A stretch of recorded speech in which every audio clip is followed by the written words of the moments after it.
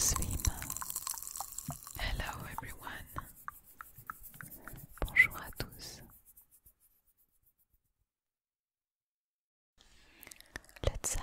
Le tsar a des oreilles de chèvre.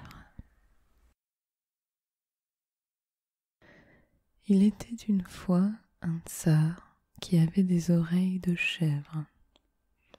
Chaque jour, il convoquait un barbier à son château pour le raser.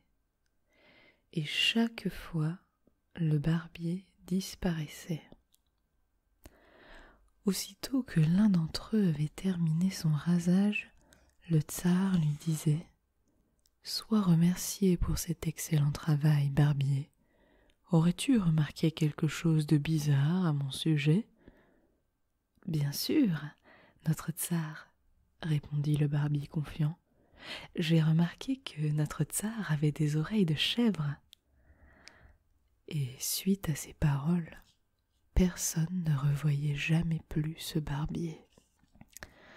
Un jour, l'un d'entre eux, convoqué par le tsar, fit semblant d'être malade et envoya son apprenti à sa place. «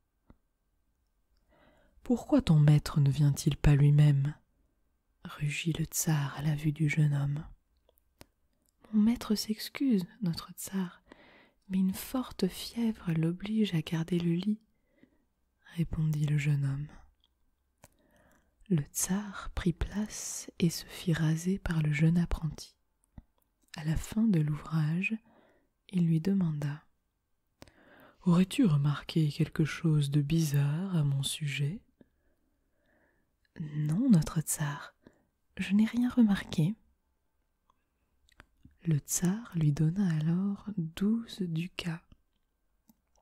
« En raison de la qualité de ton travail, je te confie la charge de venir me raser tous les jours, » ordonna-t-il reconnaissant. De retour chez lui, le barbier voulut savoir comment s'était passée la séance de rasage. « Tout s'est bien passé, mon maître, » répondit l'apprenti. « Le tsar a demandé que je vienne chaque jour le raser. » Et il montra les 12 pièces d'or obtenues. Mais il ne dit rien sur les oreilles de chèvre. À partir de ce moment, le jeune homme se rendit tous les jours chez le tsar, qui lui donnait chaque fois 12 pièces d'or. Pourtant, ne pouvoir dire la vérité sur ce qu'il avait vu le tourmentait. Il allait de plus en plus mal et commençait même à perdre l'esprit. Son maître le remarqua. « Que se passe-t-il ? Je vois bien que ton cœur est triste. »« Quelque chose pèse sur mon cœur, mon maître, mais je ne peux le dire à personne.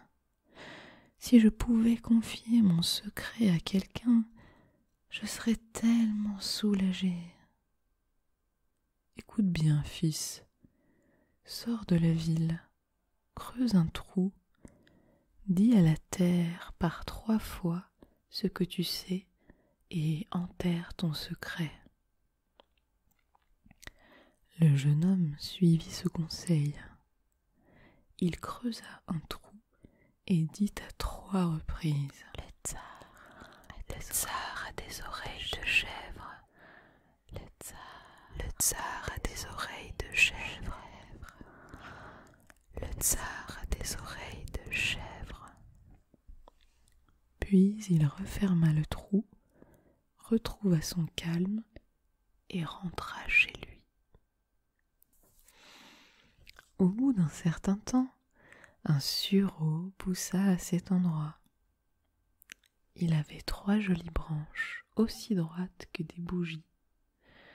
Des bergers qui passaient par là coupèrent une branche pour fabriquer une flûte, et chaque fois qu'un berger jouait un morceau, une voix sortait de la flûte en chantant. « Le tsar a des oreilles de chèvre. Le tsar a des oreilles de chèvre. Le tsar a des oreilles de chèvre. La nouvelle se répandit dans toute la ville et parvint au château. Le tsar convoqua l'apprenti barbier. « Pourquoi tu trahis mon secret ?» dit-il en sortant son épée, prêt à le punir. Effrayé, l'apprenti raconta sa mésaventure. Il emmena le tsar jusqu'à l'endroit où poussait le sureau. Il ne lui restait plus qu'une seule branche. Le tsar ordonna qu'on fabrique une flûte sur le champ afin de vérifier les dires de l'apprenti. Sitôt sculptée, la flûte chanta. Le tsar a des oreilles de chèvre, le tsar a des oreilles de chèvre, le tsar a des oreilles de chèvre, le tsar a des oreilles de chèvre. Le tsar se rendit compte alors que rien sur cette terre ne peut être caché.